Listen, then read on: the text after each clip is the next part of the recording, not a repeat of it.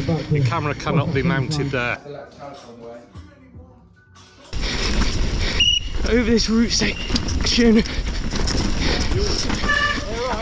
Come on, Jack. Yo, what's good, YouTube? Forest of Dean race 2025. It's the first race of the year, first race I've ever done. It was an amazing time, but nothing on this race was on my side.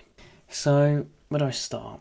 Let's start bleeding my brakes one day before the race. I don't know why I would choose to do this. It was a bit of a silly decision, to be honest. But I was around Jack's house the night before the race, and he was like, oh, let's bleed my brakes, because I've had this bike since midway through summer. I first got it, and it's currently, so that's summer in 2024, obviously. It's January. This race was in January, and I done it completely wrong. So I've never bred these brakes before. It should have been so easy. I made it so much harder. I bled. I was like, I'm gonna bleed the front brake first. I was bleeding the front caliper and the back lever. I don't know why. I don't know how I didn't even realise this. But I was like, me and Jack was trying to force oil into the caliper. I was like, why is it not going in? It was so difficult to put it in. And then they're squeezing the back brake. I don't understand. And then we realised in the end. And I put this bottle of oil on the floor. And I go to JP, do not kick this bottle of oil over. It didn't. I don't know why I didn't have a lid on it, to be honest. A bit stupid as well. But he's like, yeah, obviously not, mate. I'm not going to kick it over.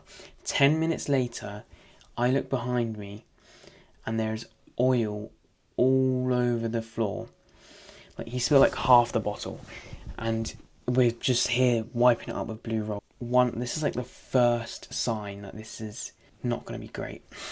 And then after that, we bled my back one. I got my back brake mint. My back brake feels really, really good to squeeze. And then my front one, made it feel really, really good. And then I got the bike down, all happy, yeah, we finally done it after 2 hours of trying to bleed my brakes. And put it on the floor, and I squeezed the brake, and I'd hold it in, and I was like, oh, this is really good. And I squeezed it, and the brake lever was slowly coming towards my grip, and I was like, hang on a minute. And I kept squeezing it. You'd pump it, and it got hard, and you'd squeeze it in, and it literally squeezed towards the bar again. And I was like, what, that's weird. And I take a look down, glancing at my front wheel, and I see oil dripping down from the caliper, and I'm like, oh no. I was so gutted. So I put the bike back up on the stand, and it's still dripping. I was squeezing it, I was like, oh, it's coming out my piston. And Jack was like, oh, your piston's cracked. And I was like, it can't be. I wasn't giving in to my piston being cracked that easily. And I was so gutted. I was like, I'm going to put some more oil back in to see where the leak's coming from. And I was pushing it through, and I see oil seeping through the crack in the piston, and it just all gushes out, and the piston falls on the floor. So Shimano use ceramic pistons in their higher model brakes. It's a lot weaker than metal. Well, not a lot weaker, it's weaker than metal, but they distribute heat a lot better than metal. You can see here.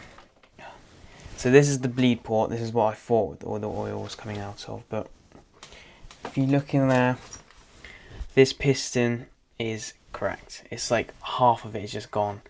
The other side of the piston in this bag, I'll grab it out. It's here, covered in oil. But luckily, Jack had a code RS. We had to cable tie it onto my bars because SRAM had this stupid design. The actual brake lever, it's held on by the shifter. But luckily, Jack did have this brake. But let's just get cracking. Let's go straight to the practice runs. Hey, to the top. This is my first downhill race ever right now. I'm pretty nervous. Oh, foot out there. It's so slippy. This track is so hard as well. We're at Forest of Dean. We're in practice at the moment.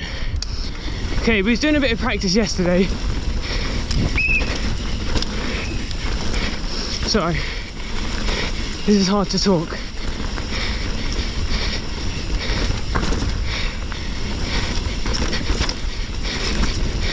Over this route section.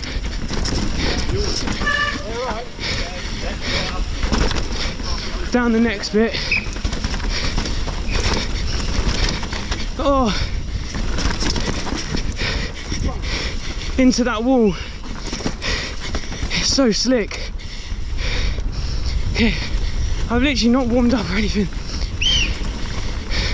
Oh, I went low. Should have stayed high. This is hard work.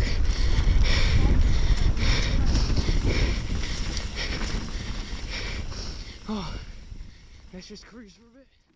So this is my first practice run, and everything was going like amazingly well. I was having so much fun. Literally just got to the top of the trail and went straight down. Got to my second run. Let's just cut straight to that one. Let's just second practice run. I've let some air out my shock. Actually, that's feeling quite slow. The weather is a lot wetter now. Just gonna cruise this on.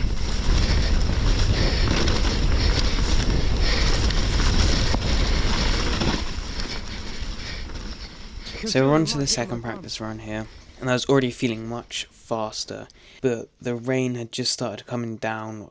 Well, not too bad yet, but it does start to get heavy. It's windy, and it's just starting to feel really greasy on the trail. But I was not letting this affect me. My brakes were holding up well, especially my front one. But let's just fast forward to the bottom of the track. Oh.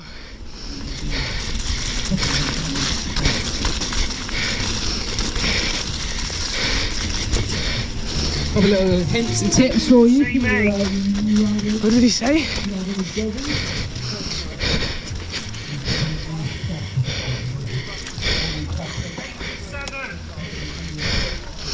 He's calling me over.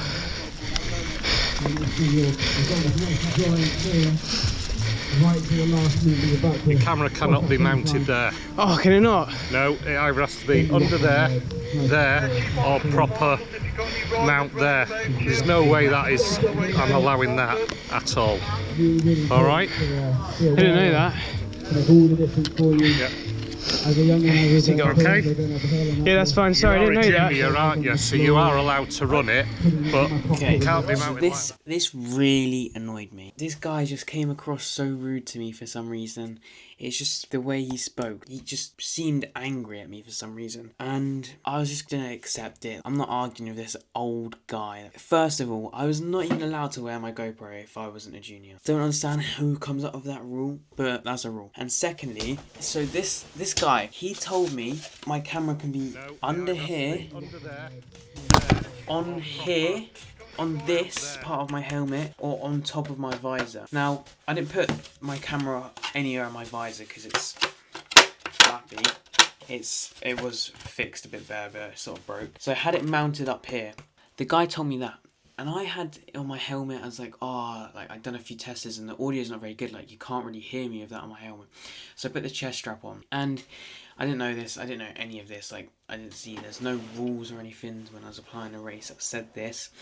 But chest straps aren't allowed either for some reason. So I got to the top, lady told me off, oh, no chest straps, sorry. And I was like, oh, okay, that's fine. Like, the guy didn't say I could wear a chest strap, to be fair. That's on me. And then I got my GoPro out and she's like, have you got a GoPro mount that you can use on your helmet? And I was like, yeah, there's one on the top now, I'm going to put it on. So I got a GoPro out of my pocket, went to put my helmet, and I was like, oh, sorry, you can't use that as a GoPro mount. And I was like, what?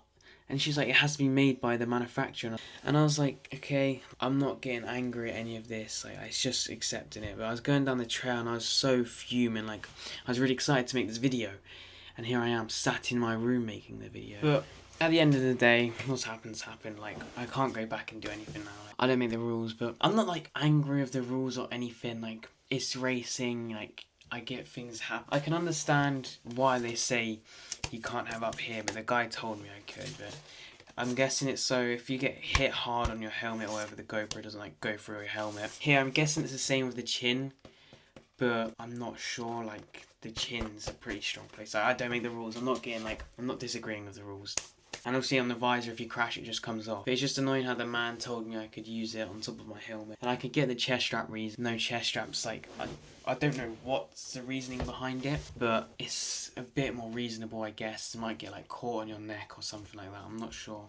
But it is what it is, I guess. Like, it's happened now. Back home from Wales, there's nothing I can do. I just move on. But I am going to Forest of Dean again. Now, February the 14th, me and JP are going again, so make sure to stay tuned for that video. I'll get it out as soon as I can. Yeah, it's going to be pretty sick. I'll put a few clips of the race on the video now. And yeah, thank you all for watching. Enjoy the clips, and...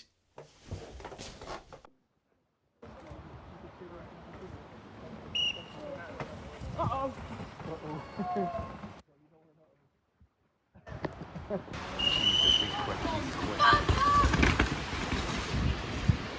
That was fast. Dunno. He's going so fast. He seems alright.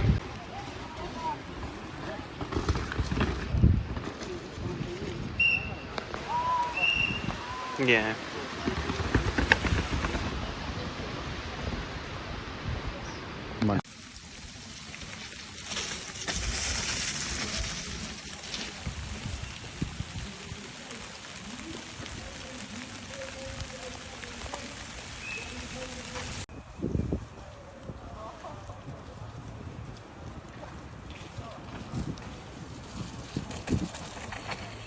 Come on, Jack!